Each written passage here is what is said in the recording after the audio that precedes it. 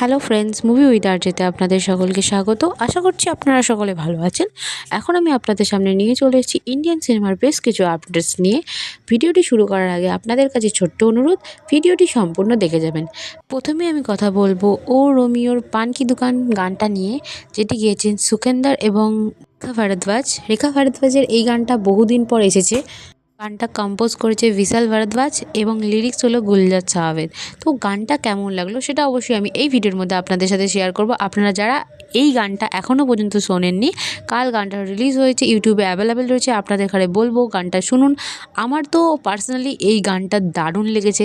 আর ও Romeo movie নিয়ে আমি তো বিশাল পরিমাণে এক্সাইটেড। 13ই ফেব্রুয়ারি মুভিটা আসতে চলেছে সিনেমা হলে।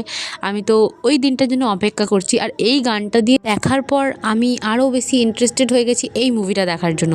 তো সুখেন্দার এবং রেখা এই দুজনের কোলাবোরেশন যখন ভারদ্বাজের সাথে হয়, তখন গানের লিরিক্সগুলো একটা আলাদা লেভেলেরই হয়। তো এই গানটাতেও আমরা সেই রকমই কিছু দেখতে চলেছি এবং দেখতে পাচ্ছিও। যারা আপনারা দেখেছেন তারা বুঝতে পারছেন আমি কি বলছি।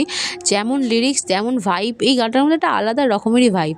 আর এখানে শাহিদ কাপুরকে আমরা যেভাবে দেখতে পাচ্ছি, তার পারফরমেন্স জাস্ট অসাধারণ ভাই।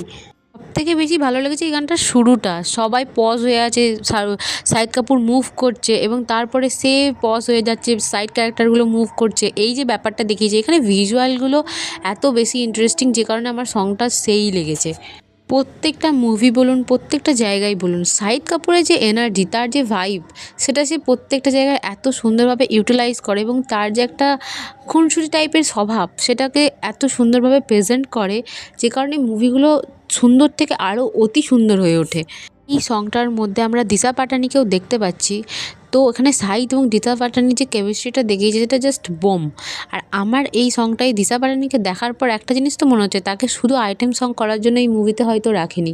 এই মুভির মধ্যে তারও কোনো না কোনো ক্যারেক্টারের কোনো ভূমিকা তো রয়েইছে। হয়তো বা এমনও হতে পারে যে শাহিদ কাপুরকে ও ভালোবাসে, এবার শাহিদ কাপুর তিদিমরির প্রেমে পড়ে যাবে কোনো রকমভাবে। সেটা হয়তো কোনো না কোনো ক্যারেক্টারের কোনো না কোনো ব্যাপার তো রয়েছে, সেটা আমরা হয়তো মুভিতেই দেখতে পাবো। 13ই ফেব্রুয়ারি মুভিটা সিনেমা হলে রিলিজ করছে, দেখা যাক কেমন হয়। আমি তো প্রচুর এক্সাইটেড মুভিটা দেখার জন্য, বাট এই মাসে আমার এক্সাম থাকার জন্য হয়তো বা আমি মুভিটা দেখতে না যেতেও পারি।